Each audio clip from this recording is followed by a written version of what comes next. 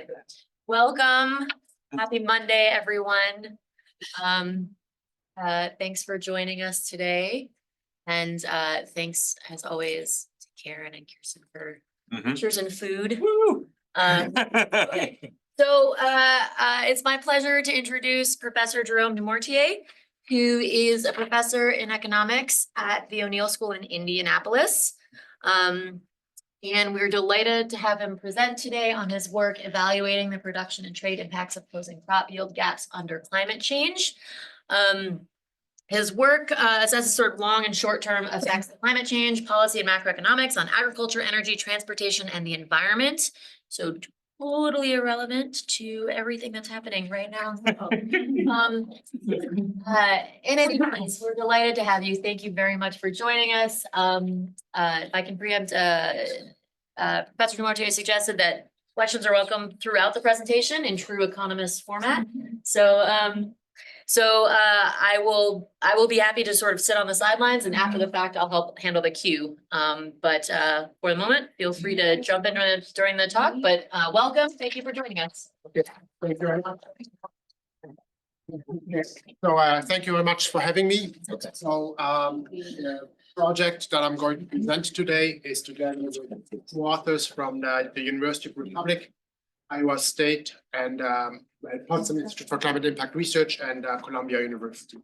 And the topic of my talk is about basically closing crop yield gaps at the global level.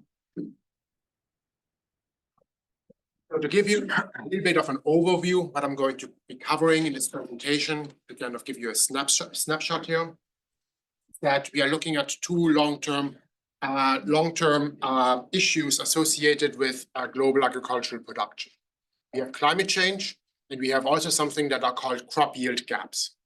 So think about the crop yield gaps as the difference between what we actually observe globally and what can be achieved theoretically in terms of crop yields at the global level. Okay. So here we have this yield gaps. There has been a lot of studies about this before. We have also climate change. And so what we are doing is we are actually looking at the scenario and we are closing those crop yield gaps. We evaluate. Sorry. Thank you. So I think we're good. Thank you. So basically, there's a lot of talk about closing those crop yield gaps to increase food production, to reduce food insecurity. But we also do have market effects, and this hasn't been taken into account before. In the sense that if you're producing more food, or if you're supplying more crops to the world, so to say, then you're going to have a decline in crop prices that will ultimately erode any incentive to further increase those yields.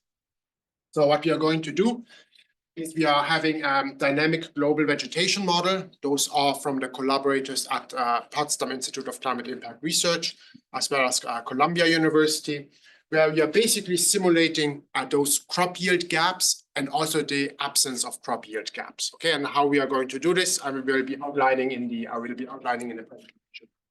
Then we're taking those yield projections, they're plugging it into an agricultural trade model and see what prices to production to land use allocation. Okay, and then the key findings here is that when you're looking at the literature that say we can increase food production by 40, 50, 60%, they don't into account that there are going to be price effects. Okay? So there's actually a large overestimation of the production gains due to those effects. But however, we do see that, of course, from an environmental perspective, we do have cropland changes.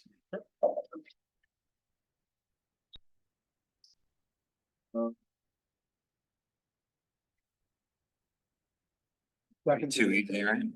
So this is going to probably Trying to get myself off of here very soon. No, his Oh, it's not 1 second. So just I think I will probably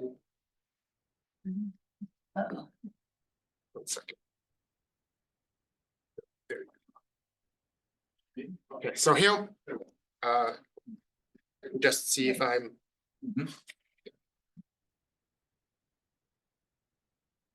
okay. So the challenges. Okay, so now getting into the presentation. So the challenges we have in terms of global agriculture are quite a few. So we do have, this has always been true, we have an increasing income, we have increasing population. With increasing income, we have more meat demand from developing countries, meaning also we need to produce more, we need to produce more grain. We also have crop and county specific challenges in terms of climate change. So here, know that in general, climate change is going to have a negative impact on crop yields in some countries, but it's going to have a positive impact in other countries. So there's going to be a shift in a comparative advantage between countries in terms of climate change. We also have agricultural trade disruptions. So we have the war in Ukraine.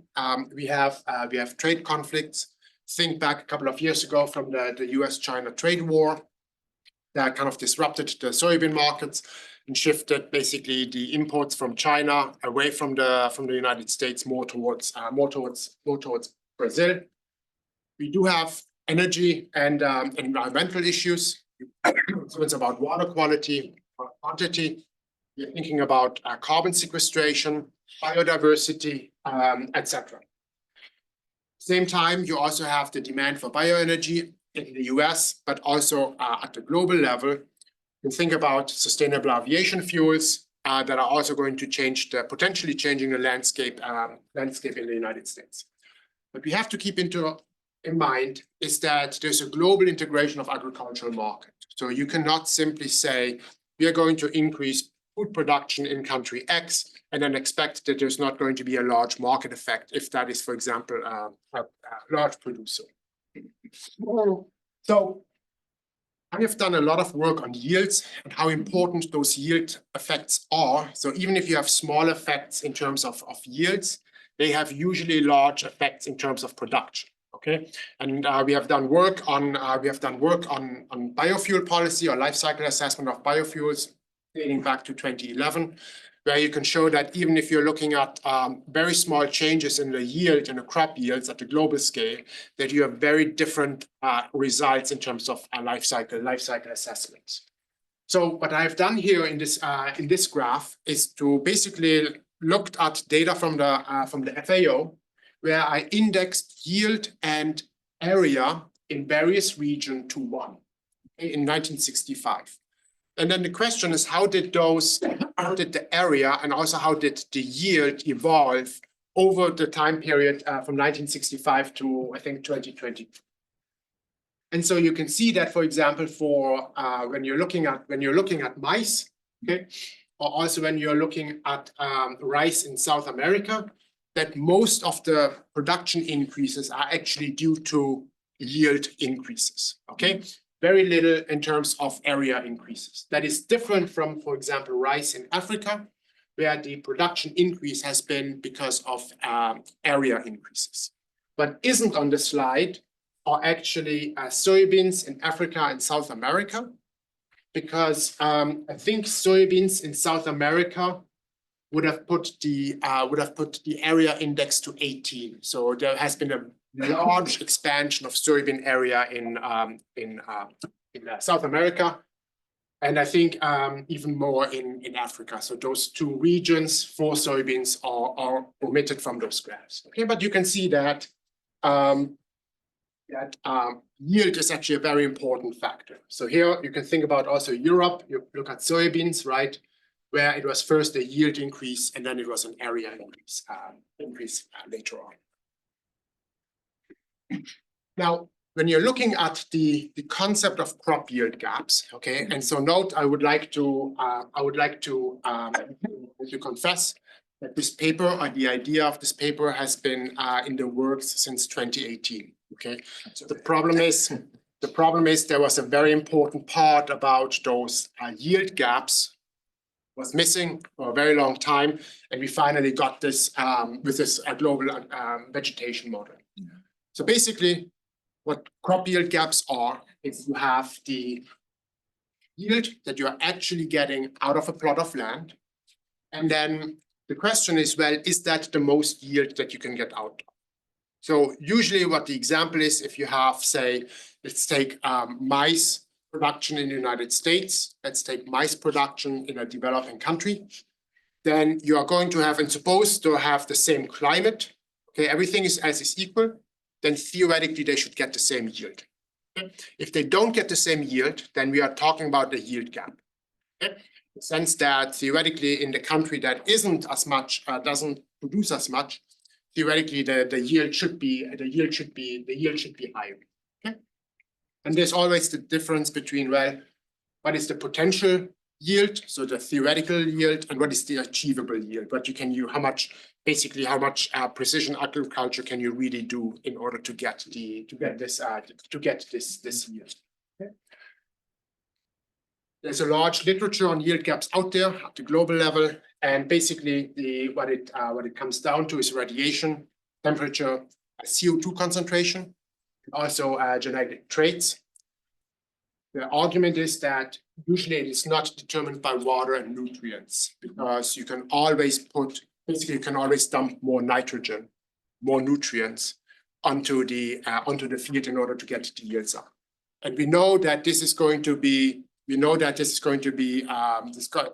cause troubles later on when we are talking about the limitations of this works, right? So the question is how much nutrient do you really want to put on the field without getting into water quality, water quantity issues, etc. if you're talking about irrigation. So we are aware of it. So why are there crop yield gaps? And note that here I use the term interrelated reasons, in the sense that there are a variety of reasons, and they're usually all sort of interlinked with each other, right?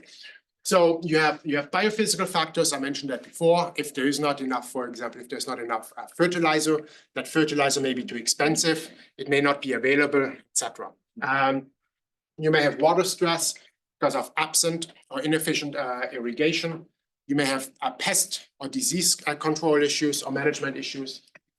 But there may also be agronomic and management factor, right? So that you have suboptimal practices in terms of crop plantation or crop planting, poor timing.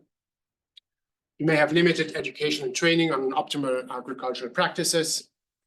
So here, a couple of years ago, we had farmers. We had nonprofit leaders from the Mandela Fellows in Indianapolis, and when we talk to them about agriculture, very often they don't have, for example, the weather information or the meteorological information they need in order to engage in optimal timing of agriculture, of planting, right? So that may also be resulting in crop yield gaps.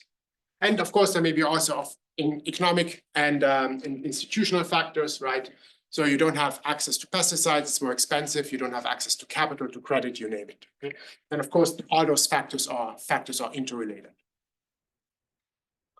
Now, when you're looking at those factors, okay, what I wonder is, well, how much of those are actually related to income per capita or GDP per capita? And so here, what I've done is I looked at the yield and then the per capita GDP in 2015 dollars, so in real terms. And it's for each crop, it's the 50 largest producers. Okay, so it's always a different set of countries that dots are representing. Mm-hmm. And so you can see that there isn't really except for maize, right? For maize and rice to a certain degree. There may be a little bit of a correlation between like income and yields, but in general, right, if you're looking, for example, at wheat or even at soybeans, it's very little. Okay? So the actual motivation of this paper, okay, when I got the idea for this paper, is this work by Mueller et al. From 2012. So what they do is, so if you know Navin Ramankuti, I think he's at the University of British Columbia. They have those earth data sets where they look at yields of area, of fertilizer use, etc., climate at the global scale. They are publishing those data. And so what they have done here is they subdivided the world into climate bins, and said that theoretically in each climate bin there should be the same amount of yield. So they looked at the climate bins. They looked at, okay, so we have, say we have in climate, so we have a climate bin A. And then we look, okay, what is the highest yield achieved in that climate bin? And then everything else is low, and everything else that is lower indicates a yield gap. Okay, so that everybody in that climate bin should get the same yield. Yes. Are those climate bins spatially organized, or are they just according to the most granular level of measurement? So in other words, like, is it the case that, you know, nearest neighbor regions that could be expected to have all the same characteristics? Or is it that any point at which you have a measurement that fits within these bounds fits into this bin? Yes, yes, so it's the second one, right? So it's not, so you can have the same climate bin in North America, South America, Asia, for example, and then you look at those three regions, which one, where do you have the highest yield? Okay, one additional clarifying question. What's the greatest level of granularity or smallest distance between measurements? Geospatially? I don't know, I would have to check. We're talking like subnational though. We're not talking like. Yeah, yes, it's subnational, yes. It's right, they are organized by raster data, but I don't know what the resolution there is. Yes. And so what they find is that, well, if we are closing those yield gaps, we can produce 64% more mice, can produce 25% more soybeans or 71% more wheat. Okay. But the thing is that, well, once you are taking into account market effects, right? What happens to price of mice, price of soybeans, and price of wheat if you are increasing global production by, say, 64 or 71%? Price of wheat, the price of those commodities is gonna basically collapse. And then the question is, well, what is your incentive to actually increase your yield even further, right? That incentive, and there's varying literature on that, that incentive is usually the crop price, right? If the crop price is high, you're paying more attention to what you're actually, of how you're actually managing your field. Once the crop price is gone, what's the incentive? And this is what we are trying to get at in this paper. So this is data that I have taken out of that paper from their supplemental material, right? And so here you see, so the solid green one, okay, is what you are currently producing in those various regions. The light shaded areas here is if you start to close the yield gaps. And how much are you, so if you close the yield gap by 50%, right? So if it's say a yield gap of 2 tons, you close it by 50%, you're having your increase yield of 1 ton, metric ton per hectare, right? If you increase it by 50%, all the way up to 100%. And so you can see that you have very large, or what they are predicting is very large increases in yields, or in production. So this is actually, by the way, so this is like a paper that I think they published in Nature, and it has like 4,000 citations or something. So it's pretty, I think it's pretty, got a lot of traction, right? Mm-hmm. And nobody says that there are no yield gaps, right? But once you're closing those yield gaps, what are you really getting? Mm-hmm. So here you see that some of those example yield gaps that they have, right? So for example, in Argentina, they say that the observed yield is 5.64 metric tons per hectare. Okay, so note all the numbers in the presentation are, I think, so 5.64 metric tons per hectare, and the potential would be 7.15.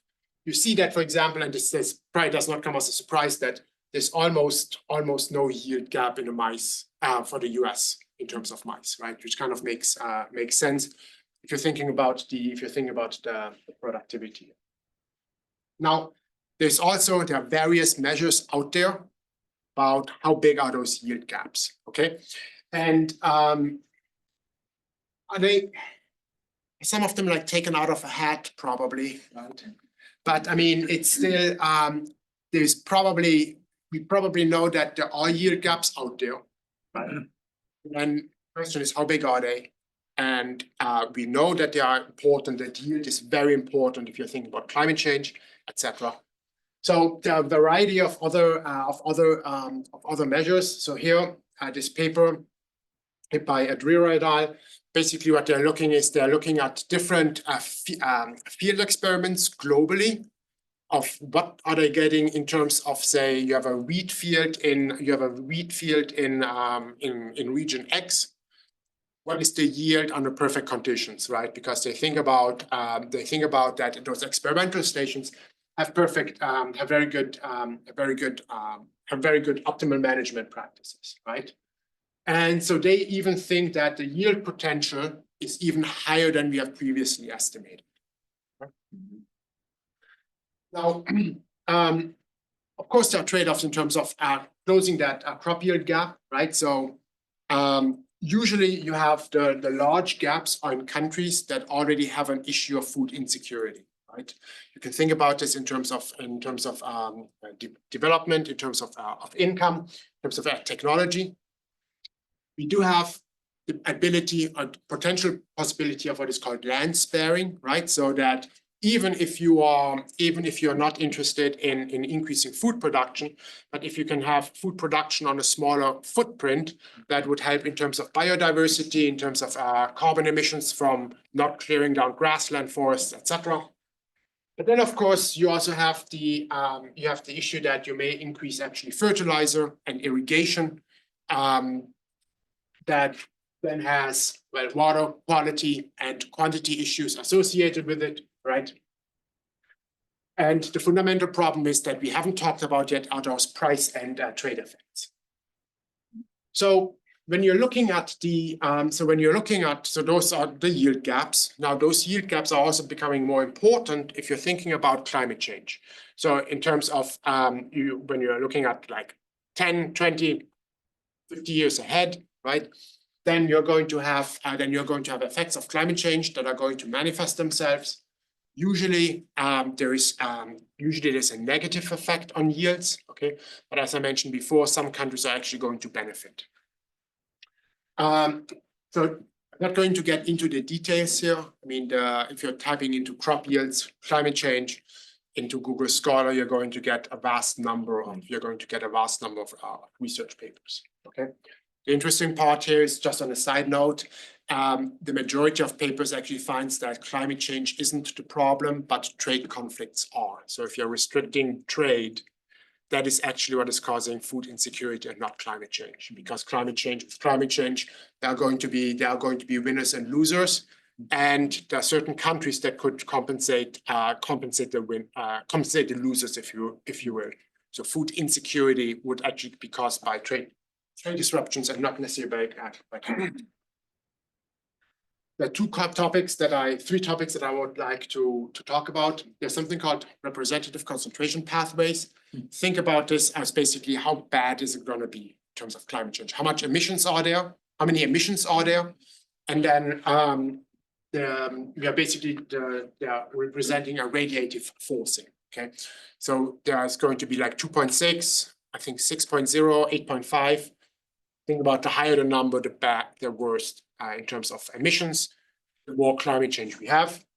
Then there's also something called shared socioeconomic pathways, which are basically, because everybody or a lot of people using, or a lot of research teams are using what are called integrated assessment models, where they look at, well, what are the effects of climate change, and in order to take assumptions about population growth and income growth out of the equation that would explain differences between the models and findings, they have created, like the IPCC has created what are called shared socioeconomic pathways that basically form like a story, if you will, is how is population going to advance or to evolve, how is income going to evolve, also urbanization, right? And then we also have our CO2 fertilization, because theoretically plants need CO2 to grow. More CO2 in the atmosphere is good for plant growth as long as climate change doesn't kick in. In the sense of once you have the causes of droughts or excess rainfall or too much heat stress, right? That's where it's going to be bad for the plants. So here, a couple of years ago, we have done this paper where we actually looked at the effects of climate change on commodity prices. And you can see that there are, so it's for maize, rice, soybeans, and wheat. And you can see that there are very large increases by 2055, actually, by 2050, sorry, by 2050, they're potentially very large commodity prices, okay? So if we have the effects of climate change and we can close the yield gaps, okay, then we can actually neglect, or we can reduce some of those price effects, okay? So now, what are we doing? So I think it's almost fairly simple here. So we have this this agricultural outlook model. Okay? And basically what it does is it projects agricultural production until 2055 for various countries, for various commodities. I will get into that.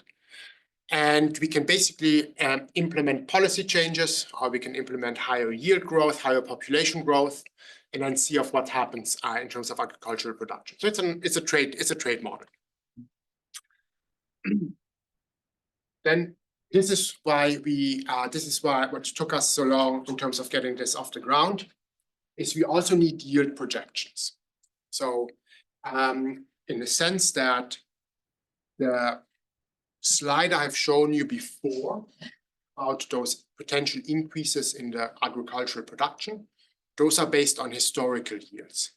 But what we want is to look at future yields. How are those yields going to evolve over time into the future? Okay, and this is why we are using this dynamic global vegetation model. I will get into the details. So we basically simulate here the current yields. Then we say, okay, all those plants, they are going to have enough nutrients to grow, enough nitrogen at this point, right? They're all going to take up that nitrogen, and then see of what that would do actually to yields in the long run. We're plugging those both yields, the baseline yields, plus without sufficient nitrogen. We're plugging those yields into the model and then look at the difference. So the dynamic model that we are using is called the Lund, Jena, Potsdam managed land model. Okay, and so basically it is this, or it's LPJML model. Think about this in terms of like a forecast model for plant growth. Okay, you can put in different parameters in terms of like what are you planting, like what type of crops are you planting, what is going to be the management practice, what is going to be the climate, and then those models, this model then projects the yields into the future. Okay, it's usually, I mean, you have the I'm not an expert on this model, to be honest with you, but you're basically looking at like what are the exchanges in terms of carbon and water with the atmosphere. And then it basically models the biophysical relationships within the plant actually to how it grows to determine the yield. So the model here, the CORD LRLU model, that's the agricultural trade model. CORD stands for Center for Agriculture and Rural Development at Iowa State University. LRLU is the long-run land use model. And basically what it is, it's a supply and demand model. In the sense that you are having, we're having actually 5 crops. Sorghum is missing there. We have 22 world regions. Okay, basically the largest agricultural producers. And then we have a demand side and a supply side.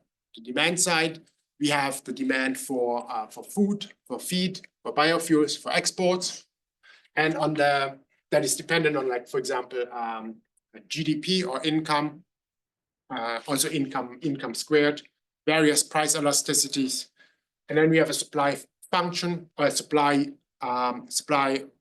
function for every commodity, for every region that is based on net returns.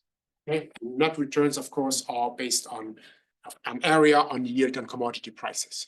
Okay, and so, of course, so if you're thinking about, for example, if crop prices increase, okay, then you're going to have a land allocation more to that. You have more land allocated to a particular crop.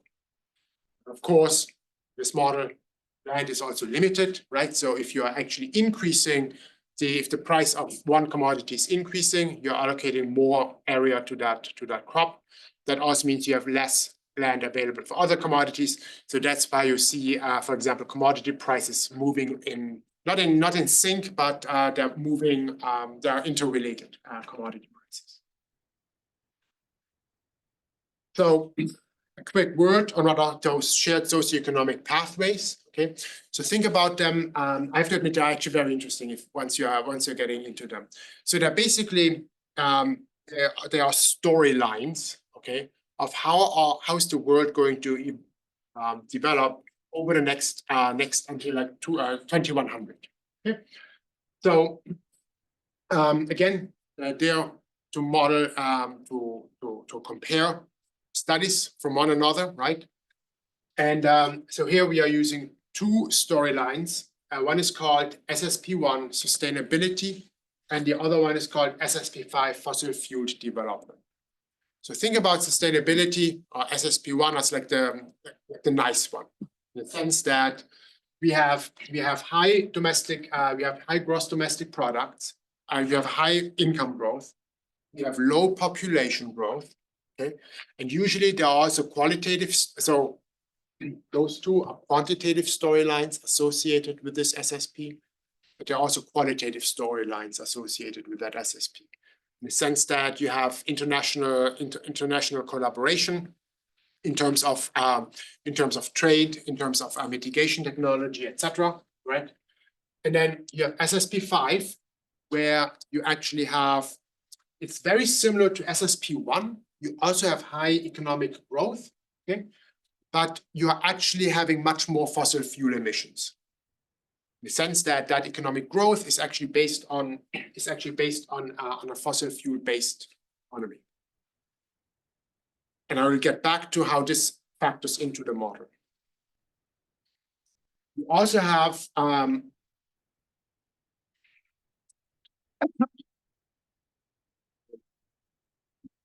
second, I think I messed up the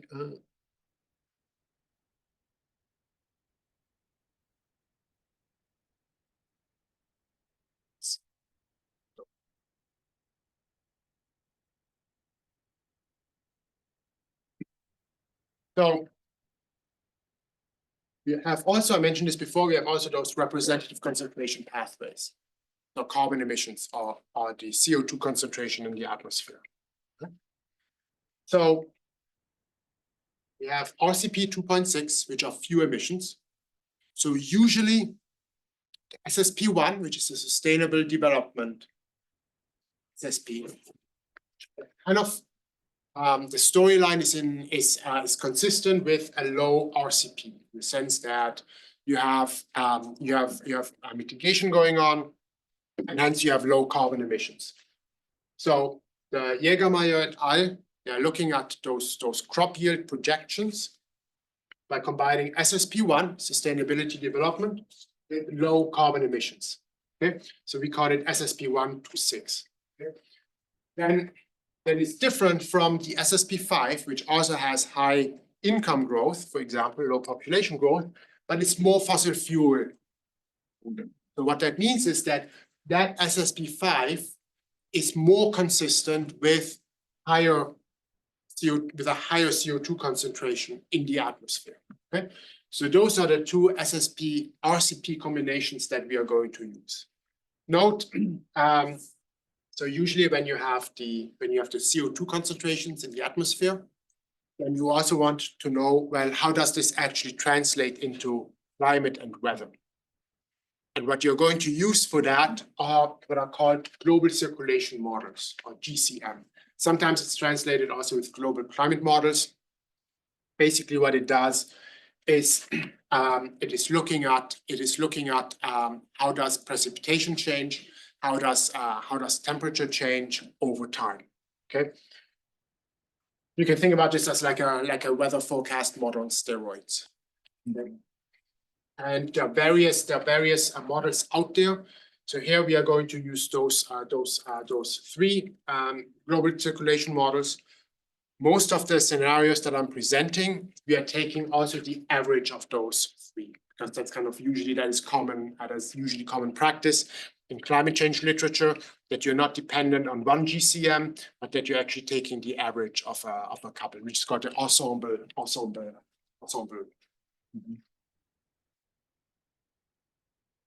So we have the crops covered. So the maize, rice, sorghum, soybeans, and wheat. We also we have to format the data. We do take into account irrigated versus non-irrigated crops. Okay. And then we are looking at those simulations of closing the yield gap. And here we are looking at just very small effect. We are just looking at very small a closure of the yield gap that's relatively small. That means, for example, if we are looking at in a country, we have, say, a yield gap of 1 ton. And we are saying we are closing this by 25%. What that means is that we are increasing the yield in that country by 25 tons per hectare. 50% means we are increasing it by 50 tons per hectare.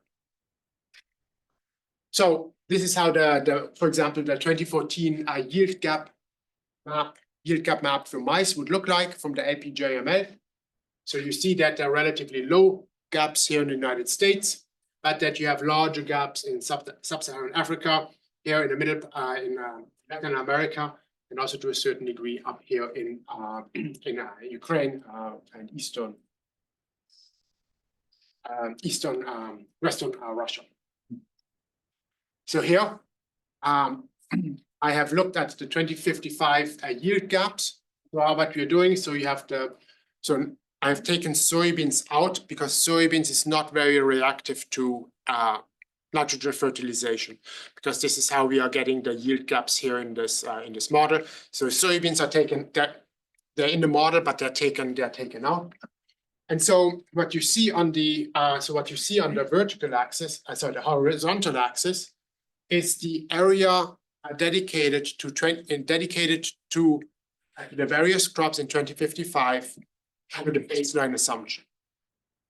And then you have here the fraction of where are we actually on the yield gap. Okay? In the sense that if we are at 1, or say if you're at 75%, that means that the yield, for example, the sorghum yield is 1 ton, and this country produces 75. It's say 10 tons, that country is producing at 7.5, okay, of their potential yield. So you can think about that if you are in this area of the graph, the bottom right, that it's kind of bad, because that means you have a large yield gap and you're also a very large producer. Okay, so and you see that that the rest of the world here, okay, is basically we have the 21 countries and region, and then the rest for model closure we have this rest of the world. So you see that, for example, the rest of the world could do better. Okay, but you then also see, for example, when you look at let's say India, okay. Say, for example, India and wheat, right? So they are at 50% of their achievable yield, of their potential yield. So now in terms of results, okay. So this graph here is kind of one of the key aspects of the paper. So we have in 2000 and 2025, we have the historical price effects, or you have the historical prices for the various commodities. And then we have the green one is how the model under baseline yield assumptions expects those prices to evolve into the future. Okay. And you can see, right, we are still talking about like an economic model, that there's a relatively, like, if you will, normal trajectory, right? It's not going up. It's not going up significantly. It's not going down significantly. A market effect that you have a relatively stable trajectory of prices. Right? And you see that you can think about this also in terms of economics. If you're looking at how agricultural area in the United States evolved over time, that you have land taken out of production, right? Because if you didn't have land taken out of production, and those areas would still continue to produce, then you would have a decline in prices, right? And so basically, you have this stabilizing effect that Econ 101 in a perfectly competitive market, you have people leaving the market. But see what happens, even if we are closing the yield gap just by 25%. So that there are significant effects. So here, this is the red line. So the shaded area is those global circulation models. Okay. Then you have significant decline in commodity prices from closing the yield gap. And if you're thinking about, well, what is the incentive to actually close the yield gap, right? Or what is the incentive to actually increase yields? It's likely it's prices. Right? So you are basically having this price effect, eliminating the incentive to increase yields. Whereas we are just at this point, we are just looking through the effects, right? So for closing the yield gap by 25%, for maize you have about 36% reduction in prices. For wheat you have about a 40% reduction in prices, and for so the reductions are significantly higher if you're even going to 50%, right? And we are not talking about, when you're thinking back about the bar chart I showed you at the beginning, where you have those large increases that are going all the way to 100%, right? So that is not even anywhere in this picture, right? So actually the model doesn't solve if you tried to close those yield gaps to 75 or 100%, right? It's just outside the bounds of what it can do. So for soybeans, there's a very small, it's not very responsive of how we model those yield gaps, right? It's not very responsive, right? But you also see for rice and sorghum, you have a much further decline than for wheat and maize. Now, when you're looking at so on one side we have yield gaps, we are closing it, decreasing prices, but there are effects in terms of area. So if you're thinking about everything related to environmental aspects like biodiversity, grassland preservation, forest preservation, you name it, you do see very large effects there as well. Okay, so you see so the top part here, yeah. So we have the 3 GCMs. You have the ensemble, which is like the average, and you see that you have closing the yield gap. You can basically save up to like 9% of global, or at least for those 5 crops. You can save like 5% in terms of 9% in terms of global area when you're closing the yield gap by 50%. It's a little bit less if you're closing it by 25%. And of course, those are very large areas, right? I mean, US corn is, I think, at 35 million hectares right now, all of US corn.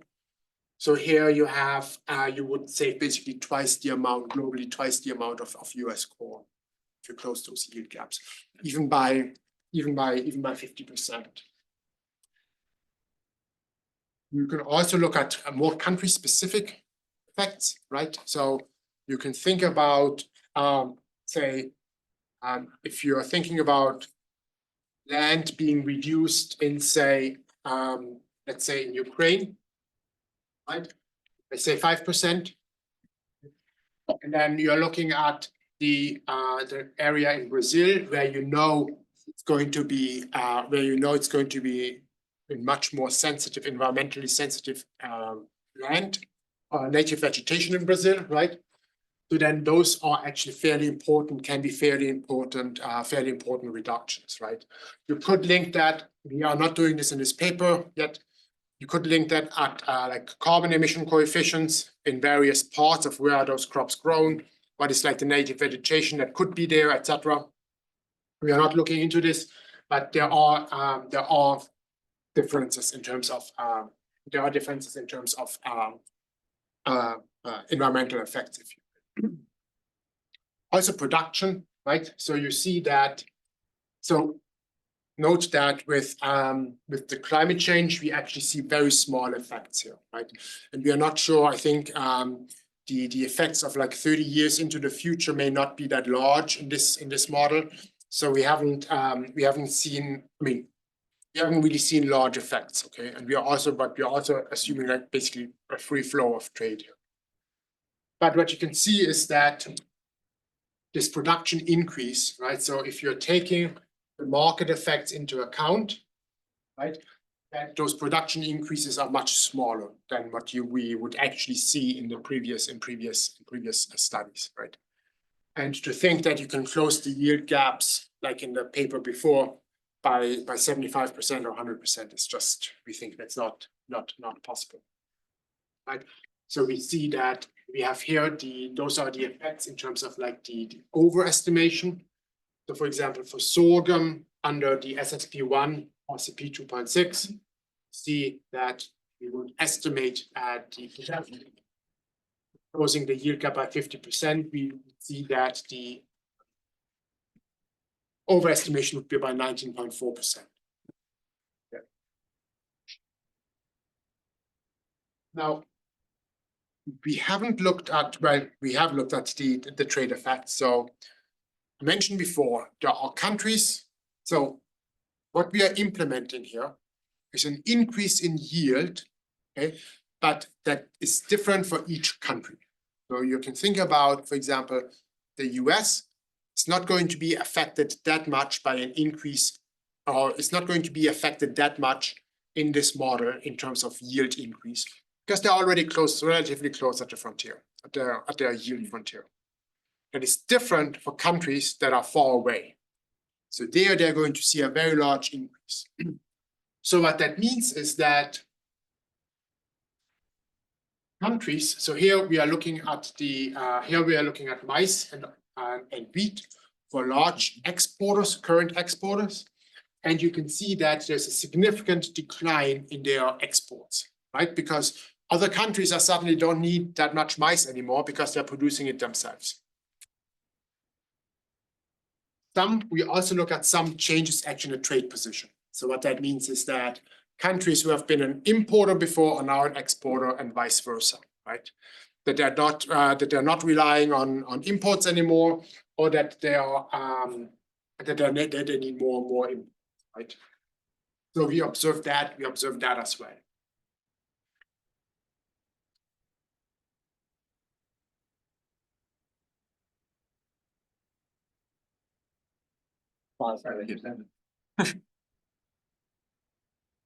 And there we go. And so in terms of conclusion, okay, so we are aware that this is a relatively academic exercise here, right? But since you have such a large emphasis on closing those yield gaps, there are still papers coming out, right?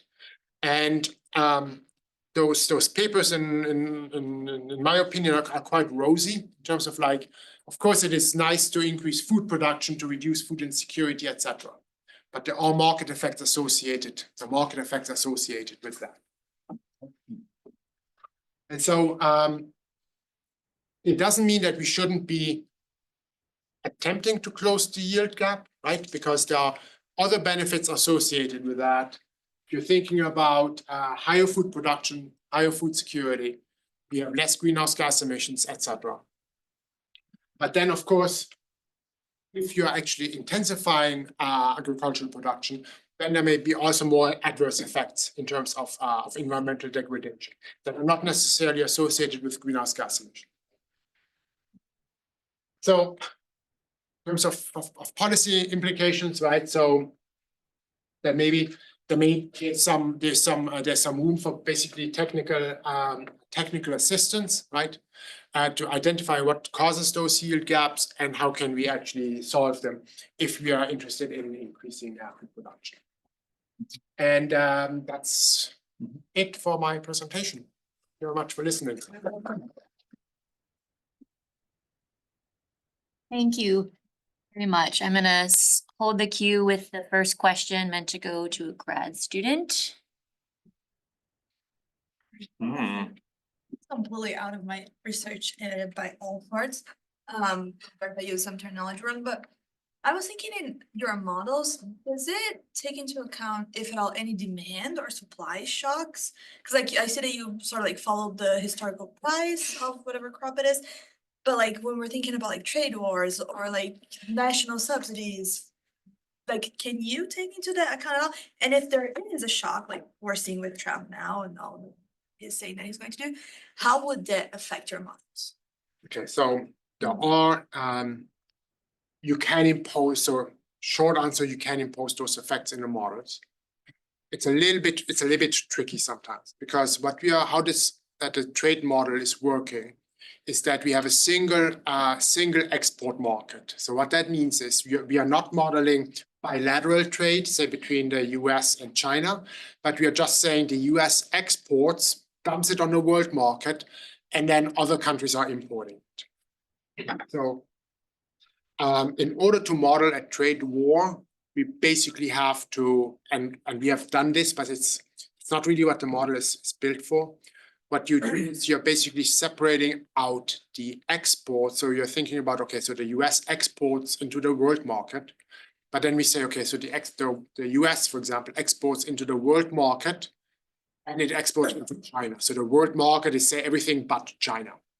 Okay, and then you would, what they have done is you look at like different prices for the world market and then different prices for the China market, if you will. So it's not really what the model is, it should be, right? It's not really what the model was built for at the beginning. It was really like, I think it's called a long run land use model. So it was initially built for like evaluating land use. But yeah, you can impose many different policy shocks, right? Gustavo next, and then James, and then Deanna. So this is an amazing presentation. I really enjoyed. So what I was trying to think is what is driving your results, okay? So think in the following way. So you are projecting to the future. Essentially what's going on is something that is rising supply, no? Essentially, okay? But in the past, supply has been rising too. And theoretically, you can even do an equal rising supply that happened in the past, no? But we did not experience drop in the prices, no? So it must be the case that what is driving your results is how you are, the assumptions on the demand. It must be. There is no other way. Or I'm saying something wrong about the magnitude of the supply increase compared to the past, but that's very weird. So for example, Brazil maybe multiply by what? In the last 30 or 40 years by 6 or 7, the agricultural production, so many other countries. So I'm sure that if you go on to the past, you will find 30 years in which you can actually observe a rising supply equivalent to the one that you are projecting, no? Without a drop in prices, no? So it might be the case that either population or demand are essentially driving your projections. No?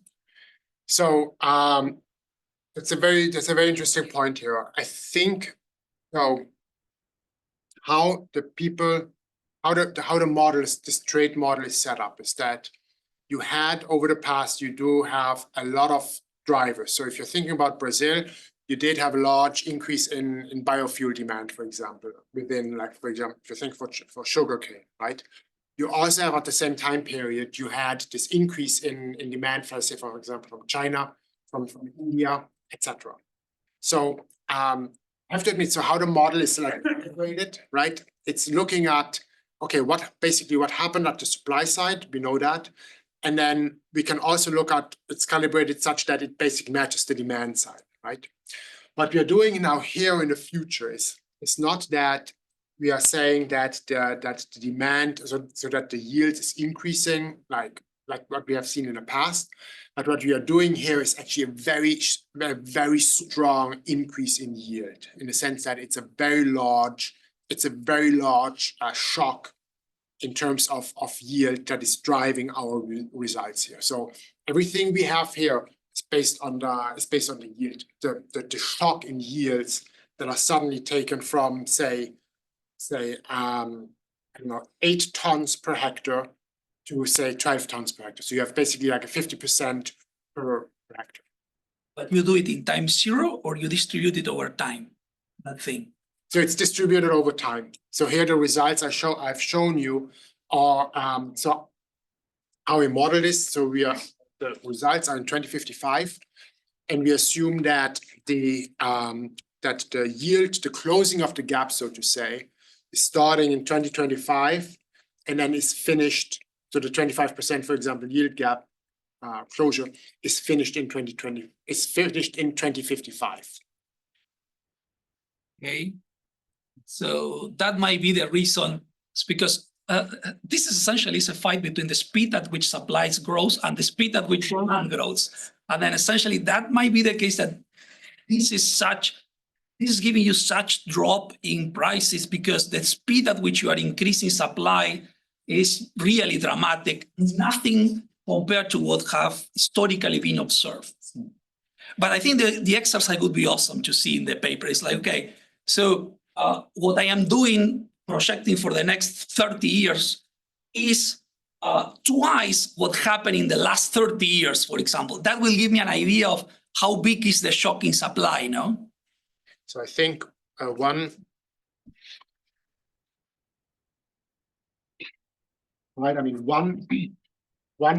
indication of the supply shock would be this graph here, right? So where you have basically 40 years, 50 years between 1965, 55 years.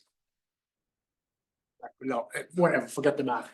So, right, so you have like this 4-fold increase in mice production, and the 4-fold increase in yields. Yeah. Like over that time period of like 60 years. And so I think when we are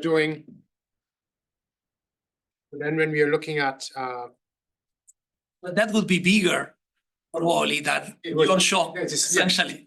And that push again back to my original question is it must be demand. If the supply shock is smaller, the one that you are projecting compared to the historical one, the drop needs to come to differences in demand. So we are projecting low population growth, essentially, and as a consequence, low demand of agricultural stuff, no?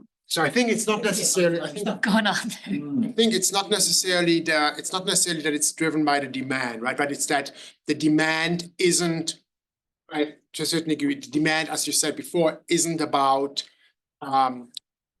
catching up with the supply increase, right? And I have to admit, so what you're pointing at is a problem in many of those models when you're looking at projections of like 2050, 2070, 2075, etc.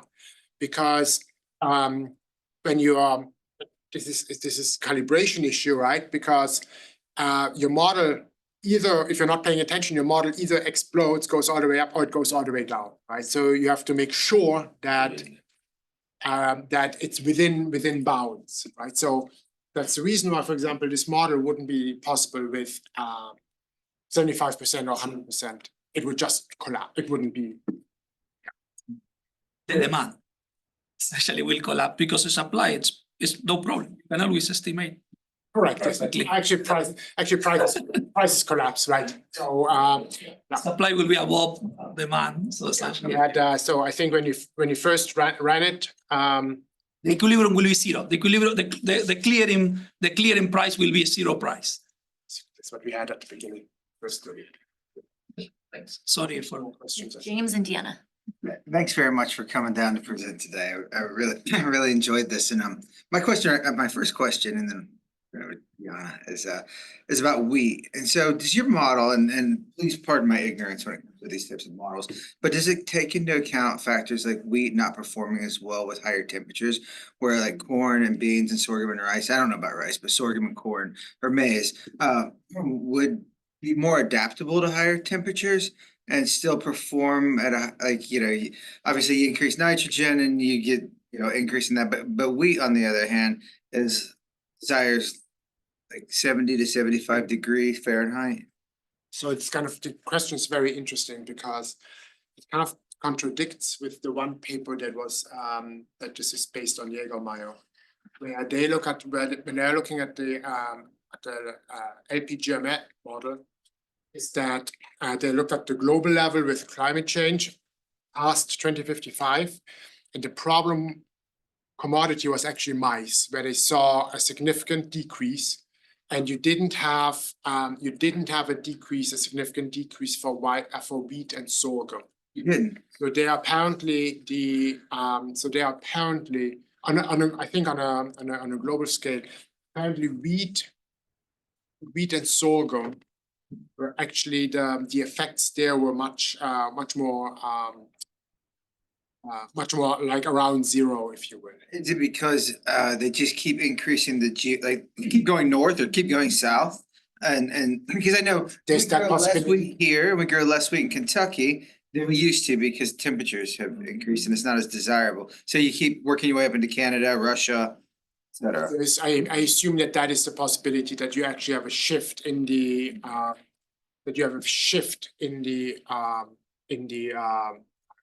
wheat area, and also. That would make sense then why you're not seeing much of a decrease in production globally speaking. Also, if you're thinking about where wheat is growing, right, Ukraine, Russia, they're going to benefit from climate change. Canada, yeah. Canada. Yeah, no, there tend to be benefits to them. Okay, thank you.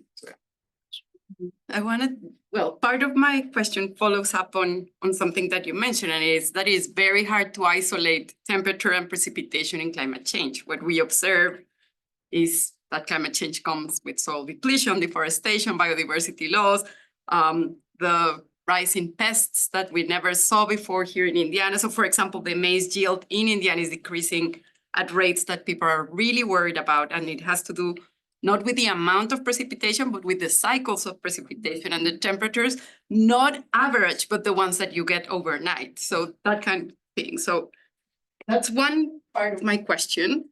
Well, I don't know, just following up on that one. And then the second one is about that relationship between how increasing the yield gap will reduce food insecurity. Because most studies show that food security is related to the extended cycles of production. So it has to do more with circulation and access than it has to do with production. And maybe I can also add some things, and bear with me because my research is on climate change and agrarian transformation. So I've been reading, about these things and working with others. For example, one point that you mentioned is that pesticides, because of their high price, might be difficult to get. And that is part of your model. But the price in pesticides has been dropping dramatically. And a colleague here at IUB, Ani Sharuk, did a fantastic research on the generic revolution and how what we're seeing is 700% use of pesticides because of the generics revolution in pesticides. So that is one of the things that are has changed dramatically lately. Also, the availability of water is another thing that has been dramatically changed with water grabbing dynamics.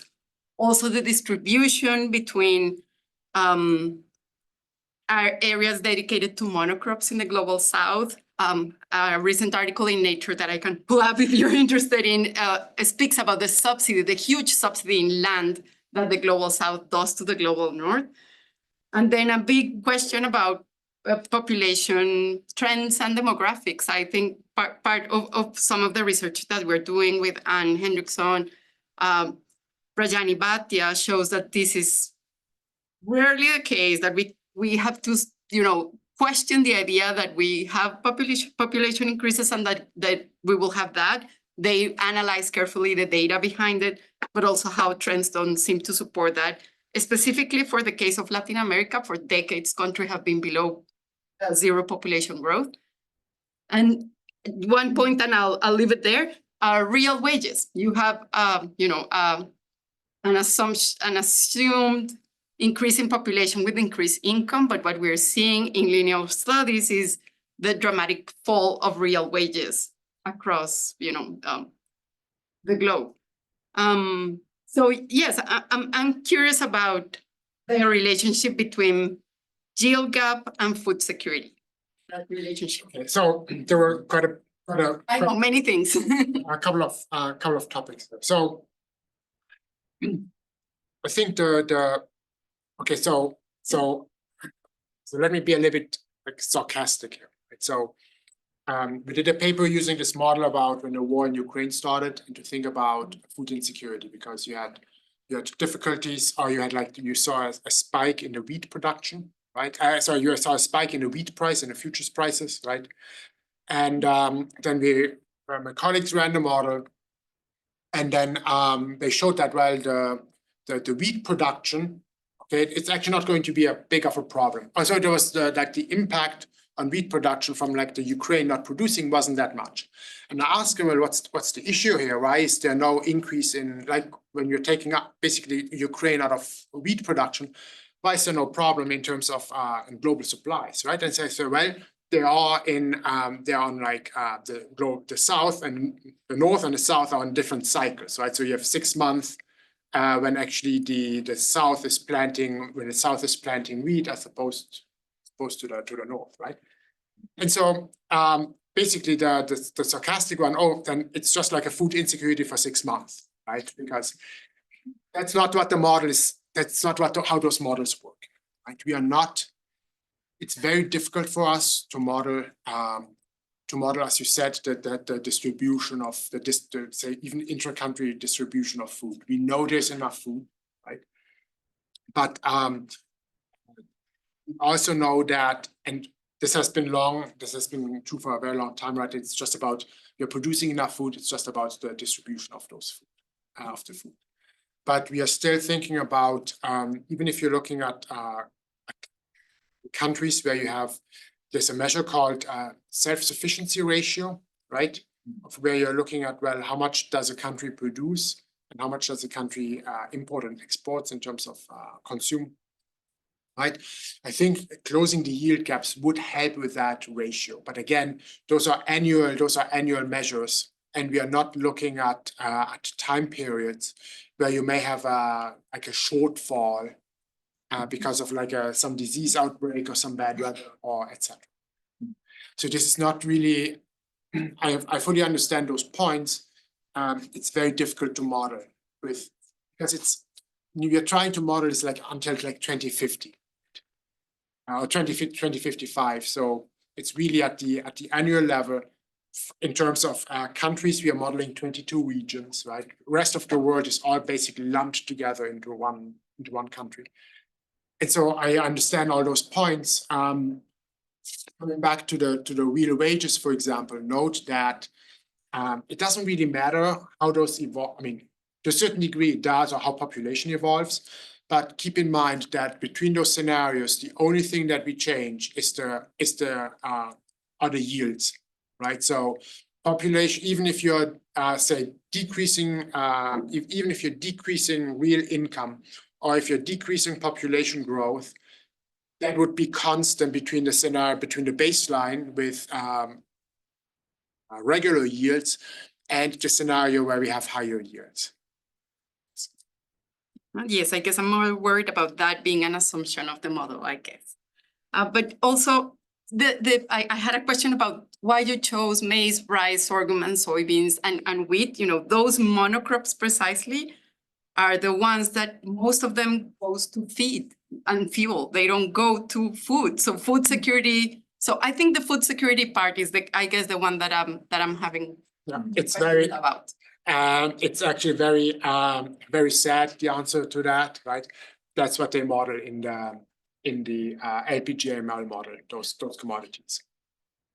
We are basically limited to. So do we want to model all the commodities in terms of like what the effects are on climate change? Problem is we don't have the data for that. But you're right. It is not about food. You know, what we're seeing is not about food. It's about feed and fuel mostly. Like 70% of that is not food. Yes. I guess, you know, the food security part is. 70%. So what part of the food supply do they represent these crops?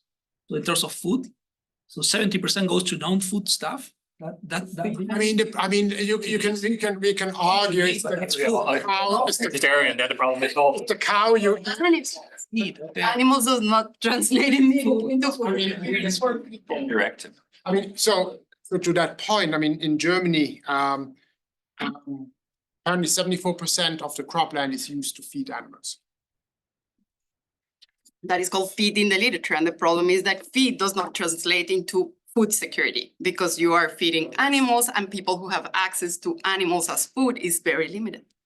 No, that's actually, yes, that's, I don't have the percentages here of what goes to feed in the different countries. Because it changes for each crop, but you know, vastly, they're not food. Yeah. I mean, one third of US corn production, maize production goes to ethanol. I think food is basically very, very small. What goes to actual food, high fructose corn syrup, very, very small. Negligible, almost. Yeah. Did I see that also as yield goes up, you're sort of assuming a change in area usage? Yes, so So because yield is increasing, through whatever means we didn't really get into too much, area acquired is decreasing, right? yes, Assumption that is somehow a smooth transition. I would ask because I'm just sort of thinking about, it's not part of your, it's meant to be in any way. So just curious about the extent to which, right, there is a strong politics supporting inefficiency in that regard, right? Where you want potentially the labor to continue to be working on a large piece of land such that they could continue to benefit from a relatively lower supply that they command a higher price on, that you can then rely on. at the national level. so how we are doing this, so how the agricultural model is functioning, is that we have some area yield at the national level. So basically we have there's for every year, there's an area available that you can use for crop production. You don't have to use that area, but there's it's like the area is variable over time that is into those crops. And then when you are increasing those yields, the prices drop, you're also allocating less area to those, and that's where you see the decrease in area, right? But again, there are many other aspects that aren't. This is not. You think about this is not a general equilibrium model where you're really modeling so even the fertilizer industry or you name it. You said this is coming out this year? Or it's coming out? No, we are still working on this. It should be coming out soon. Where are you, do you mind, can we So there's ask? a journal, we are thinking about global food security, I think is a journal, a general interest journal.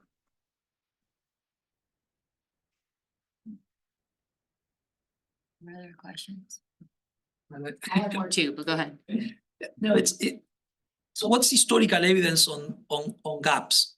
So it's because if I think about GDP, you have whatever, you start with the Industrial Revolution, great divergence until kind of a plateau in the kind of Second World period, and then the rise of Asia is giving you convergence at the global level, no?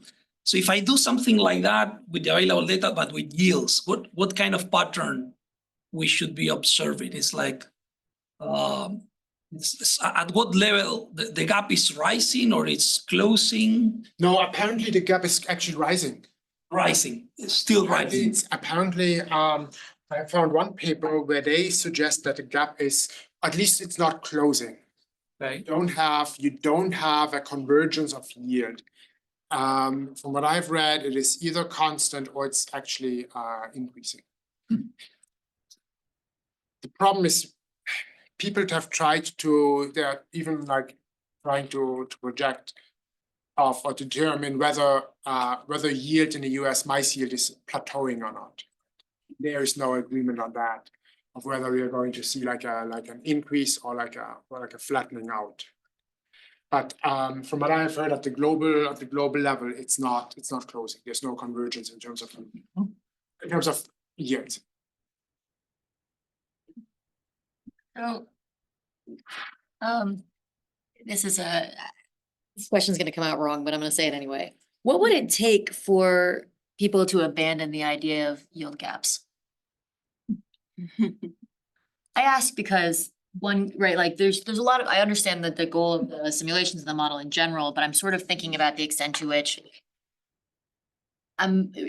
like, are people really convinced of a sort of baseline potential yield that could be determined by what is essentially defined on a North American field trial in a particular Illinois cornfield? And even if they're willing to abandon that, right, like I'm thinking of a particular context where, for example, you know, speaking a little bit to Deanna's context about, you know, we're talking about volatility, not actual amounts of rain. And it's less about the actual volatility. It's about the fact that the people that are doing the farming can't get the plow in time for the rain that's now coming a month earlier than they thought it was going to come, and they can't afford to build a fence that's supposed to actually keep the goats out. And all of the reasons why that sort of aspirational yield is really irrelevant in a lot of ways, because because either that is a static thing that is predetermined that then people could hypothetically dance around. But the fact that that would be a static thing predetermined seems problematic to me as an aspirational thing to work with. And so that's why, I don't mean it to be, I'm sorry. No, I mean, really honestly, shouldn't be like I agree with you. I think the concept of yield gap, and this is like, and I think this is like the purpose of this paper too, right? I think the concept of yield gap is, I wouldn't say irrelevant, right? But I mean, or maybe we have to wait until see what happens with climate change, right? But I mean, I absolutely agree with you that because so closing the gap, we have noticed this here, right? I mean, and I think this is like the idea of the paper where you see something like in a basically a Nature article that says we can increase the food production by X amount, right? And I think there's no way. Because I mean, look at when you're looking at the at this. Sorry, where do I have this? Also, when you see this in the literature, right? Where people think that this is possible to achieve. I don't buy it either. There's no, I mean, can we close the yield gap by a little bit? Yeah. Right. But I mean, are we going to see this now? What I would argue against is like China closed what kind of gap in terms of GDP with the Western countries in one generation, and it is cross the board in all the industries, which is much more difficult to do it than in just one industry. So if you start in very, very far from the frontier, the possibilities of just downloading some technology and starting closing the gap is so easy that essentially there must be, as Jesse's point, some political economy barriers that block that, because otherwise it should be happening, no? So essentially, I think it's a very relevant. So I could defend the idea of the yield gap. The idea, it's the idea of particularly this kind of gap that it seems there's so little, I mean, so what you think about centralized control of this particular industry, given the variation sort of smallholder farmer, which is what happens in many of the developing countries where we're thinking about being the farthest away from the frontier, right? It's very different than industrial policy in China. It's not industrial policy. It's like, Sorry.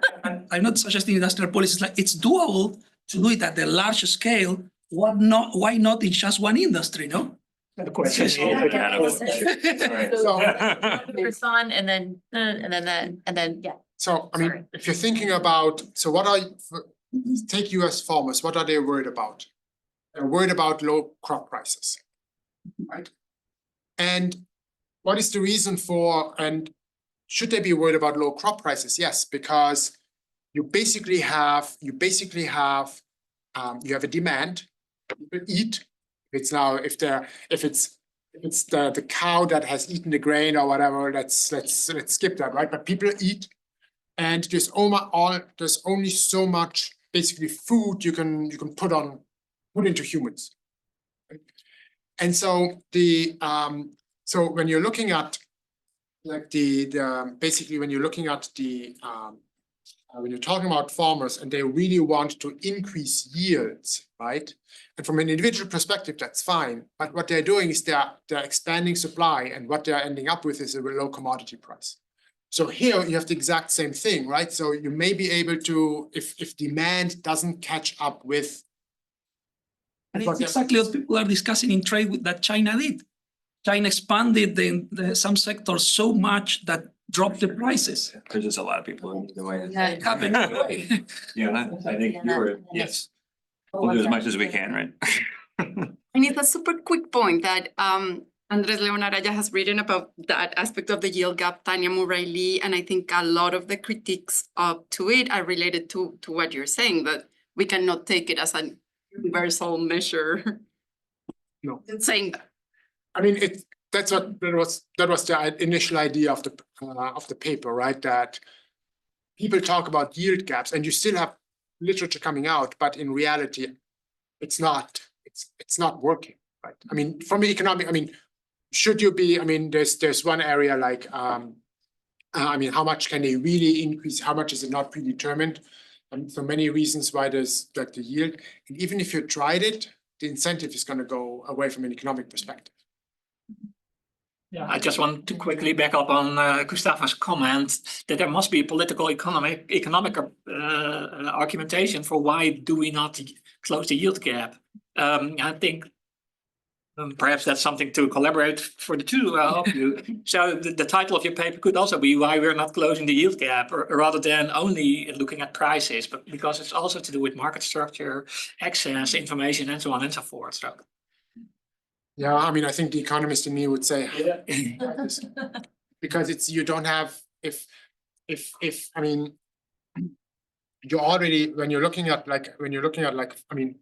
farm incomes, right? So the most recent agricultural census from the USDA shows that I think a little bit over 50% of US farms are making a loss, right?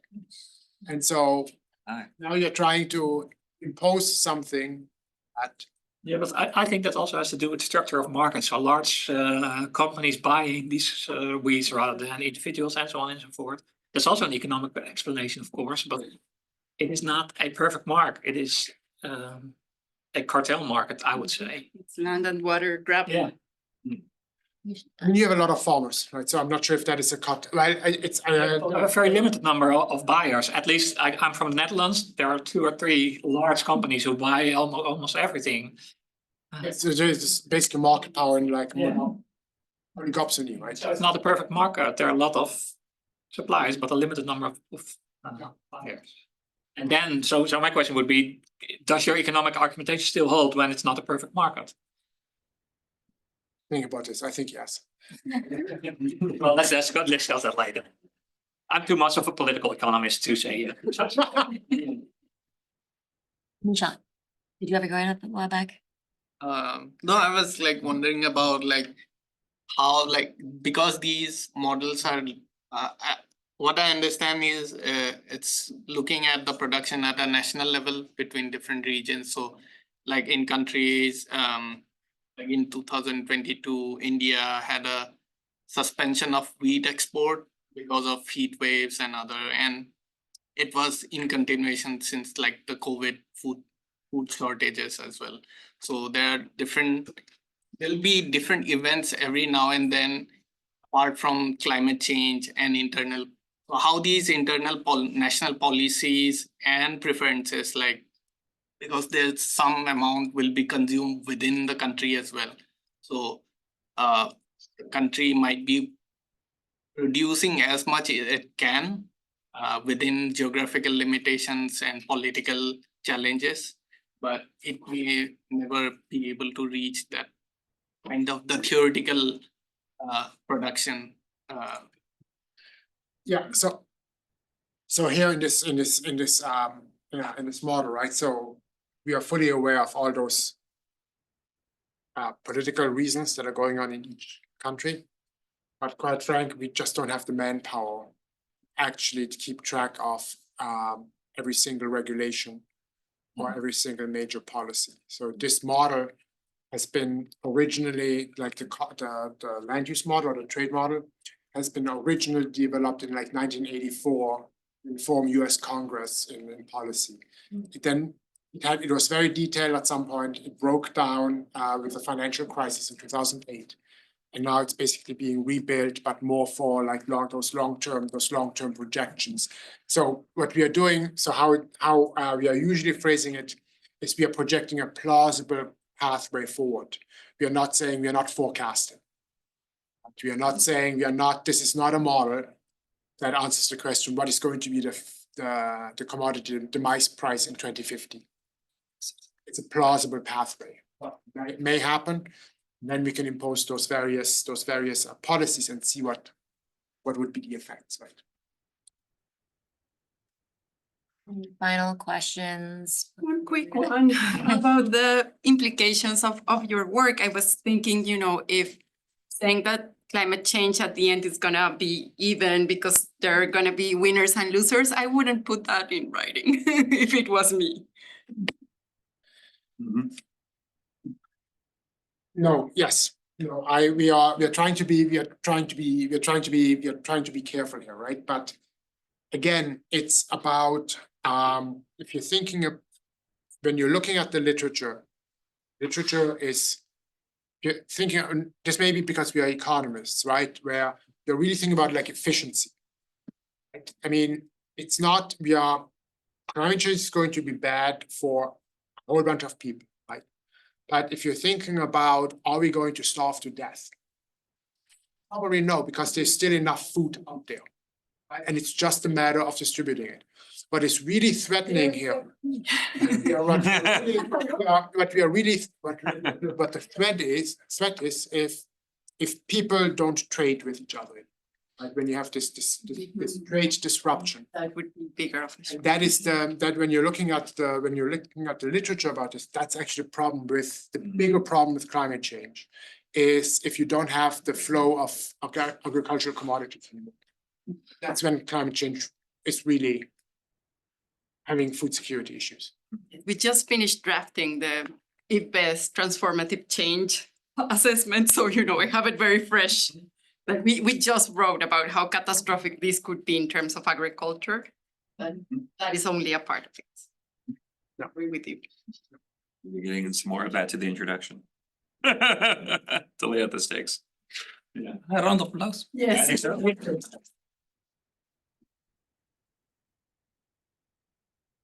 But I think there's still food. In the There is still food. So see, I go back in 90 minutes. 90 minutes for our conference.